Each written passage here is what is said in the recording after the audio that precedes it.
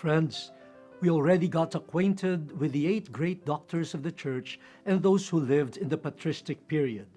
Today, let us get to know the doctors of the Church who lived in the Middle Ages. There are 10 of them.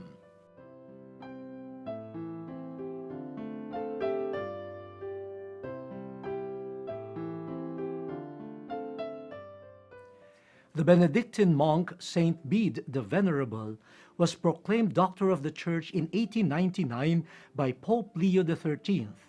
He was a well-known author and scholar. He wrote Bible commentaries and exegesis which covered the Old and New Testaments.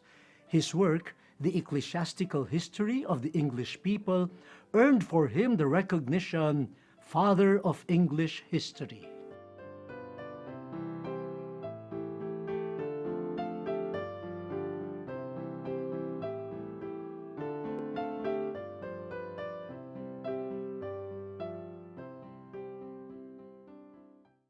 The Divina Omnipotentia is the most famous work of Saint Peter Damian, who was declared a doctor in 1828. This long letter discusses the infinite power of God. He also wrote letters and sermons on Marian themes. A monk who became a cardinal, he introduced ecclesiastical reforms.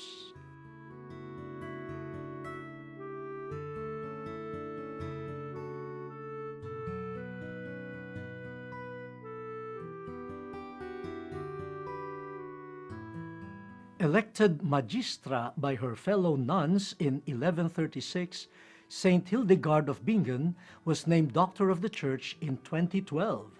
She wrote theological, botanical, and medicinal texts, even letters, liturgical songs, and poems. Her work, Ordo Virtutum, is considered the oldest surviving morality play.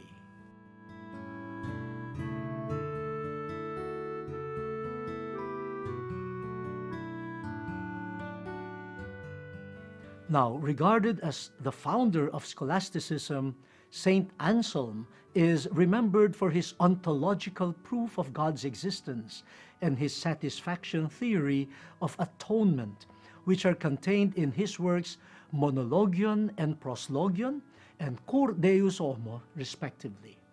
He was proclaimed the Magnificent Doctor of the Church in 1720.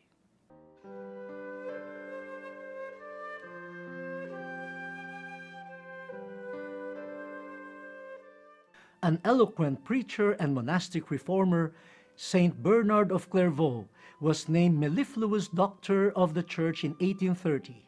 He wrote De Amore Dei, which tackles the immeasurable love of God, and De Gratia et Libero Arbitrio, which discusses grace and free will. His theology and Mariology continue to be of importance, especially to the Cistercian and Trappist orders.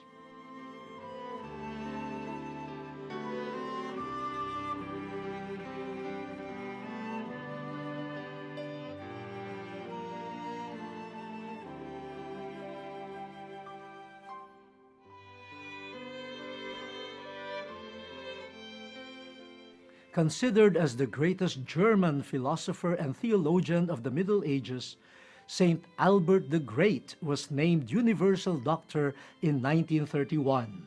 His principal theological works included a 3-volume commentary on the Book of Sentences of Peter Lombard and a 2-volume Summa Theologiae. He was the teacher of Saint Thomas, who also wrote a book with the same name.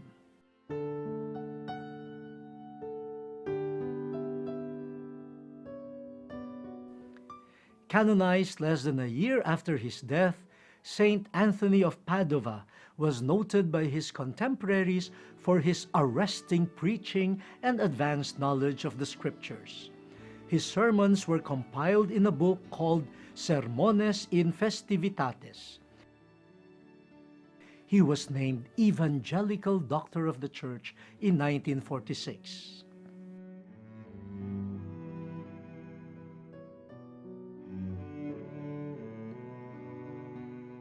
Summa Theologiae and Summa Contra Gentiles immortalized the Dominican theologian and philosopher St. Thomas Aquinas. So great are his works that Pope Leo VIII declared that his teachings must be studied by all theology students. In 1568, he was proclaimed as the Angelic Doctor.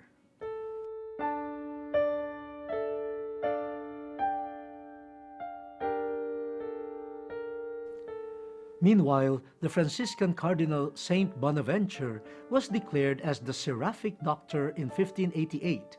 His famous work, Itinerarium Mentis in Deum, deals with the journey of one's mind into the divine. Both Thomas and Bonaventure were admired for their great contributions both to theology and philosophy.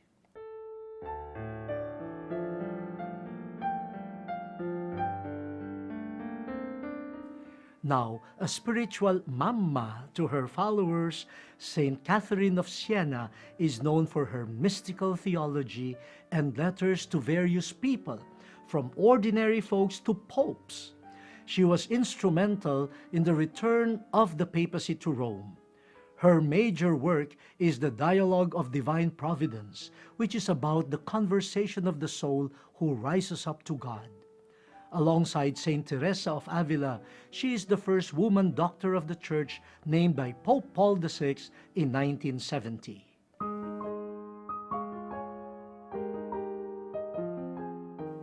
Friends, the works of these doctors are esteemed by the Church and are helpful for us. Please find time to find the texts that we mentioned. I am sure they will enrich you. Next time, we will get to know the ones who lived in the Catholic Reformation era and the modern era.